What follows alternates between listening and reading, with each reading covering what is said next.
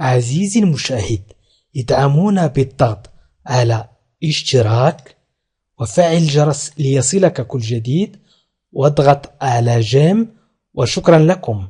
مشاهدينا الكرام، السلام عليكم ورحمة الله تعالى وبركاته. مرحبا بكم في قناتكم لا لونغ فرونسيز، ومرحبا بكم في برنامج تعلم اللغة الفرنسية. درس اليوم هو الدرس 47 وهو خاص بقواعد اللغة الفرنسية. واليوم سنقرأ لا فوا أكتيف، المبني للمعلوم، ولا فوا باسيف، المبني للمجهول. مشاهدينا الكرام، من أراد تعلم اللغة الفرنسية ومن التحق بنا مؤخرا فيكفيه الضغط على الروابط أسفل الفيديو في خانة الوصف أو في خانة التعليق، أو الضغط على لا لونغ فرونسيز وهي أسفل الفيديو مباشرة، والضغط على بلاي ليست، وسيجد جميع قوائم تعلم اللغة الفرنسية في 3 أشهر. إذن سأبدأ الدرس على بركة الله. لا فوا أكتيف، المبني للمعلوم. لكي لا أثقل عليكم بالقواعد سأعطيكم أمثلة وسأشرح في الأمثلة. Exemple: le fantôme a cassé le vase. إذن le fantôme هو الشبح، a cassé le vase. Le fantôme a cassé le vase. أي مثال، exemple مثال: le fantôme الشبح a cassé كسر le vase المزهرية. يمكنكم أن تعيدوا معي الجملة le fantôme a cassé le vase. المهم في هذه الدروس هو تعلم اللغة الفرنسية، سواء التكلم أو الكتابة أو القراءة. وإذا لم تعيدوا معي الجمل فلن تستطيعوا نطق اللغة الفرنسية ولو كنتم تعرفون جميع الكلمات وجميع الجمل. لسانكم غير معتاد على نطق اللغة الفرنسية. قلنا لو فونتوم أي الشبح هو من كسر المزهرية. لو فونتوم أ كاسي لو فاز. إذن لو فونتوم هو من كسر المزهرية في المبني للمعلوم، في لا فوا أكتيف. لا فوا باسيف، المبني للمجهول. سأعطيكم أمثلة عديدة جدا لكي أولا تستأنسوا بالجمل، وثانيا لكي تفرقوا بين لا فوا أكتيف ولا فوا باسيف. قلنا لا فوا باسيف المبني للمجهول.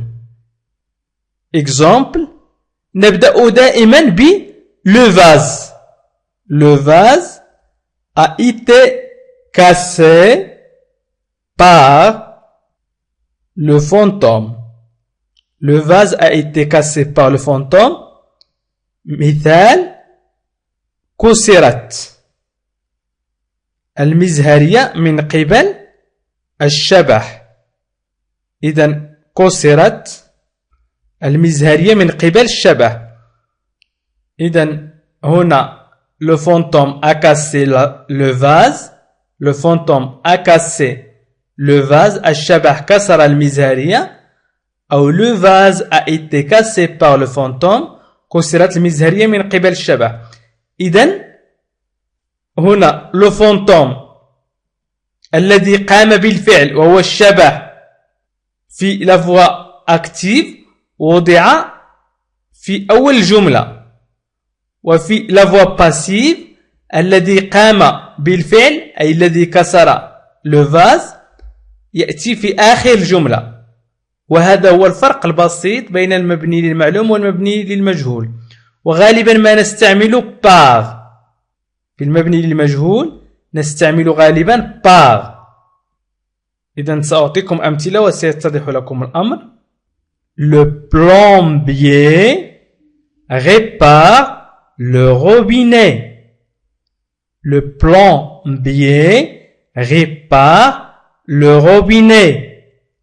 Le plombier السباكي répare يصلح le robinet الصنبور.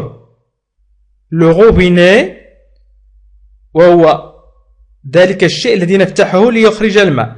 مثلا في المطبخ عندما تريد مثلا أن تغسل الأواني أو أن تغسلي الأواني، فإنك تفتحي الصنبور. لو بلومبيي هو السباكي، ذلك الشخص الذي يصلح كل ما يتعلق بالماء في المنزل، مثلا الأنابيب أو الصنبور أو وما إلى غير ذلك. إذن لو بلومبيي ريبار لو روبيني، السباكي يصلح الصنبور. الآن سنضع لو بلومبيي في الأخير. إذن سنقول لو روبيني est réparé par le plombier. إذن هنا le plombier الفاعل le plombier في المبني للمعلوم أو la voix active وضعناه في أول جملة، وفي المبني للمجهول وضعناه في آخر الجملة. وأيضا répare هنا le verbe réparer مصرف إلى الحاضر. Répare c'est le verbe réparer conjugué au présent، أي la conjugaison du verbe réparer au présent. هنا répare هو الفعل réparer مصرف إلى الحاضر، وهنا est réparé أي مصرف إلى الباسي كومبوزي أي الماضي المركب. وهذا لا يهم، لأننا لا نريد أن نخلط الأمور وأن تصبح اللغة الفرنسية معقدة. أنتم فقط خذوا الفعل في أول الجملة إذا كان لا فوا أكتيف، وخذوا الفعل في آخر الجملة إذا كان لا فوا باسيف. ومن لا يهمه أمر القواعد فقط تعلم الجمل. Le plombier répare le robinet. Le robinet est réparé par le plombier. كيف تلعب بالجمل؟ إذن ثم إصلاح صنبور من قبل السباكي. Le robinet est réparé par le plombier. Gutenberg وهو اسم ألماني على ما أظن a inventé l'imprimerie. إذن Gutenberg وهو اسم Gutenberg وهو اسم inventé أي اخترع l'imprimerie المطبعة. Gutenberg a inventé l'imprimerie. Gutenberg a inventé l'imprimerie. والآن سنبدأ ب l'imprimerie a été inventé par Gutenberg.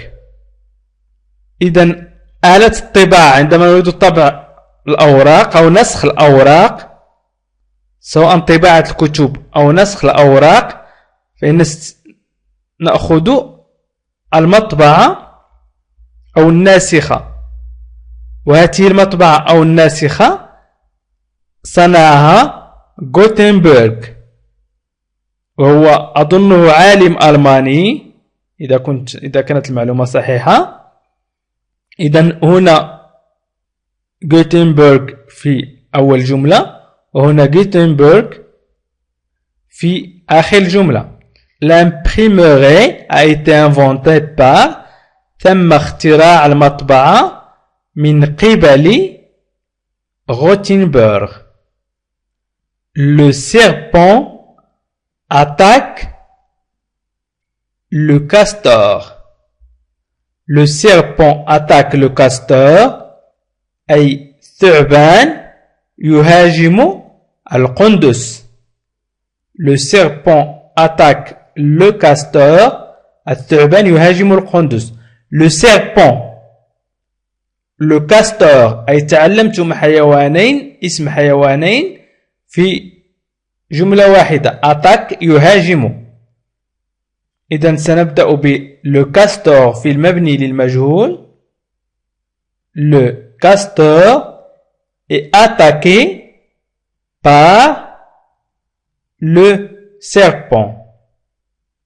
Le castor القندس est attaqué. هُجم من قبل من قبل le serpent الثعبان.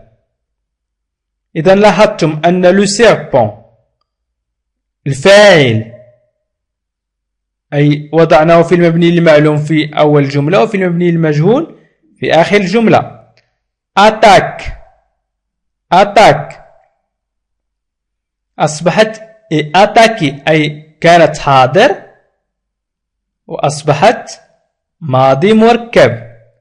والمفعول به لو كاستور المفعول به والمفعول به في جملة لا فوا أكتيف وضع في الأخير وفي جملة لا فوا باسيف وضع في الأول. إذا لو سيربون أتاك لو كاستور. إذا الجملة لو سيربون أتاك لو كاستور هي مبنية للمعلوم ولو كاستور est attaqué par le serpent هي مبنية للمجهول. Les enfants découvrent une crotte. Les enfants découvrent une crotte. Les enfants الأطفال découvrent يكتشفون une crotte مغارة. Les enfants découvrent une crotte. الأطفال يكتشفون مغارة. Une crotte est découverte par les enfants. ثم اكتشاف مغارة من قبل الأطفال. إذن هنا les enfants الفاعل une crotte المفعول به découvre الفعل. إذن هنا الفعل مصرف إلى الحاضر. les enfants الأطفال وهو فعل وإن كروت مفعول به. سنضع المفعول به في الجملة المبنية للمجهول هو الأول une crotte est découverte أي ثم اكتشاف مغارة par من قبل les enfants الأطفال. Le journaliste présente le film. Le journaliste présente le film. Le journaliste الصحفي présente يعرض le film الفيلم. Le journaliste présente le film الصحفي يعرض الفيلم. Le film est présenté par le journaliste. Le film est présenté par le journaliste. الفيلم يعرض من طرف الصحفي. إذن le journaliste هو الفاعل هو الصحفي. présente يعرض le film الفيلم. وهنا le film يعني بدأنا بالمفعول به. le film est présenté أي مصرف إلى الماضي المركب أي le passé composé par le journaliste من طرف الصحفي.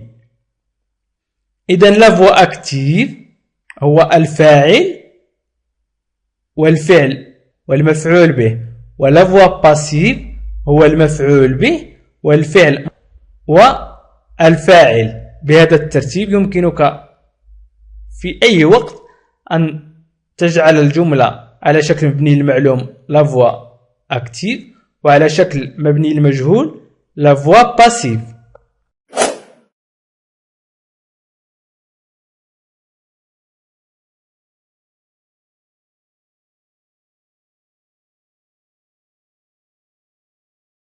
عزيزي المشاهد، ادعمونا بالضغط على اشتراك وفعل الجرس ليصلك كل جديد واضغط على جيم وشكرا لكم.